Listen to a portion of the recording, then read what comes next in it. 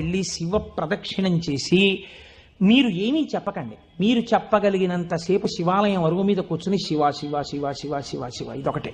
ఒక 42 రోజులు ఈ దరిద్రాన్ని మీ కష్టాలని అనుభవించి చూడండి అన్నారు. మీరు నమ్ముతారా?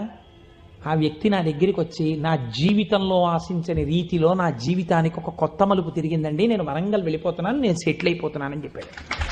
ఆ వ్యక్తే నాకు ఈ మధ్యనే మళ్ళీ ఫోన్ చేసి, కోటేశ్వరారు ఇప్పుడు నేను ఎంత ఆనందంగా ఉన్నాను అనండి, ఒక్కసారి మీరు ఏమైనా వరంగల్ వస్తారేమిటండి ఉపన్యాసాలకి, మీ దర్శనానికి వద్దాం అనుకుంటున్నాను, నేను కూడా కాకినాడ అన్నాడు. అయ్యా మీరు ఎప్పుడైనా కాకినాడ ఇప్పుడు అక్కర్లేదు, ఎప్పుడో తర్వాత వద్దురు కానీ నేను వరంగల్ ఇప్పుడు మాత్రం రావట్లేదు, నేను వరంగల్ వస్తే చెప్తాను, అప్పుడు మీరు నా దగ్గరికి వద్దురు కానీ తప్పకుండా దర్శనానికి అన్నాడు.